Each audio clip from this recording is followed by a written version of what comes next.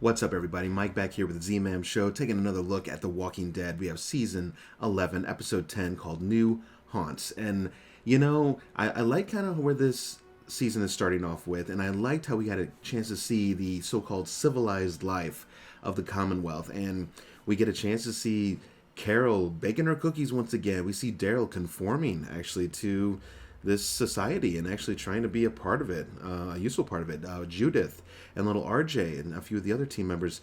But we also see a problem because we see the divide amongst people and their classes, like their ranks amongst society.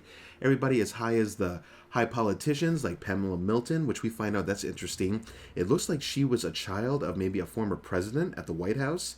She even made a comment tonight that said something like, everything my father built, and we continued it brick by brick. So I was almost wondering, maybe he was the president at the time of the actual fallout when the zombie apocalypse started, and then he maybe passed as they were trying to build this community, and then maybe she took up the mantle, because clearly the Commonwealth has been around, or at least this group of people have been around for a very long time, and they have their stuff together, and it makes sense if they had a backing of the military, the president at the time. I mean, why they'd be so strong today. But yeah, it was interesting to see how people, like they're doing their jobs, but they're going back into society again. I mean, they have to pay for things. They have to pay for their living. You heard Rosita and Daryl talking about how they'd have to get their money, so they can finally get some decent living once they get their job, with Mercer and those stormtrooper bodyguard people, basically the military for the Commonwealth. Mercer seems to be a pretty cool character. This dude, not only is he jacked, ripped, but, you see that he's not a total lapdog, right? He's trying to do what's good. He wants Daryl and Rosita to both succeed. We see a trials test where they're having to, with teams of two, go through a house and clear it of the zombies and stuff. And you know what? This was some high stakes stuff. I mean, these zombies were coming out of nowhere and attacking very aggressively. I mean, they weren't restrained or anything, and they had to take them out with one knife per team. They had to work together as a crew. Daryl almost even got his buddy killed in the process. I almost wonder if he did that a little bit because he wanted Rosita to succeed first so she could, I guess, start making more money, but I'm not so sure about that. Maybe it's possible. But yeah, he didn't team Rosita and Daryl up, probably because he knew they'd be a powerhouse, so he divided them up just to see how they do. And then we get a chance to see Pamela Milton's. Oh, he's such a douche. I'm sorry. This guy, I mean, he plays a great character. This guy, you'll love to hate him. This guy is so bad. His attitude, he gets special treatment and privileges because his mom is Pamela Milton, the leader of the governor, if you will, of the entire Commonwealth crew. And this guy is just asking for it. He hates Daryl with a passion. But Daryl did a move later. So later on, we get a chance to see that one of the troopers that Princess bested when she was in the train car last part of the season or whatever, he got bested by her, and I guess he got fully demoted, stripped of his spending card, his apartment, basically turned his whole life upside down over one mistake. Now, maybe it could be argued that was a huge mistake, but yeah, just ripped. And so now he's serving food at this big gala event for Halloween, all the high-dos. And let me just point out for a second, I mentioned this to my wife, I never really wanted so much not to be part of society again. As I was just seeing all those people, and they were just walking around with their little masks on, and the rich and the hoity-toities, I'm just kind of like, this sucks. I mean, I guess it's cool if you're lucky enough or important enough to be part of that crew, but then what if you're not? Then you're just groveling, little serf, I mean, the rest of the time, I don't know.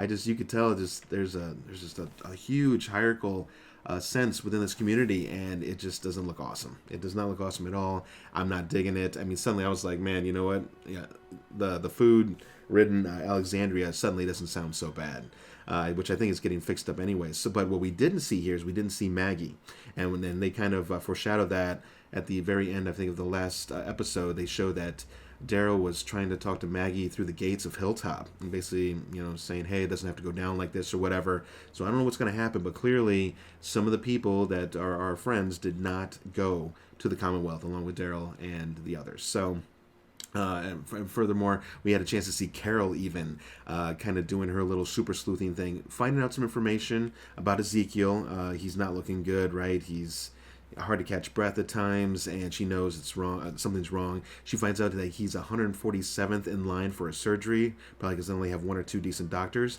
I did notice also, and I didn't at first, I noticed that Yumiko's brother was back in the fold. So what I think happened, remember when he got kidnapped what, off the street? Remember he was the baker before?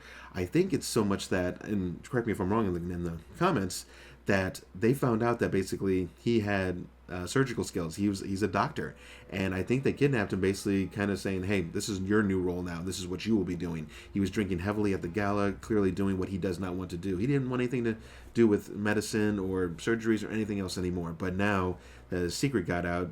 I think because of Yumiko, he's back into the fold, and now he has to work as a surgeon and this and that. So we'll have to see where that all plays out. Probably not going to go anywhere good. The hoity-toity, and I forget that dude's name. Forgive me, I'll get it later. But he's always dressing in the pink and purple suits or whatever like that. I think he's going to try and pull a power play eventually on Pamela. I think he wants the power, but she doesn't really recognize him, you know? He says, "How's the wine?" And she's like, "It's okay," you know, or it's good, you know? But she's such a jerk to him, but... and I don't know why. We need to see some history there. She even said, "I want to know more information about this Alexandria thing. I have questions." He said he had a pitch, and she's like, "Yeah, I'm sure you do." So I don't know if she appreciates him as a person in general in the Commonwealth, and he's probably going to try and work Pamela out of the equation at some point in time. And so much so that Carol even went on a small trip for some extra champagne, wine, or I guess wine, excuse me. She was able to find a wine cellar through some invoices and stuff like that. And very dangerous attempt, but of course she's got that plot armor on because her and Daryl have her show coming up before long, and she was able to make it back. So anyways, to get past it all, it was a pretty decent episode, just kind of showing life within the Commonwealth. I thought that was kind of neat, but they also showed that there's also some major dissension, and so much so that trooper who, which I totally got off on a rant, the one who was bested by Princess and had his stuff stripped or whatever like that, he pulls a knife on the assistant, I think her name is Max, of Pamela, and basically holds a knife to her and then runs away. Daryl ends up catching him eventually, has the doofus son of Pamela basically say, you know, "Go ahead and turn him in. You can say you caught him." And everybody was clapping for him. I was like, God, do not do any favors for this D-bag. He's so bad.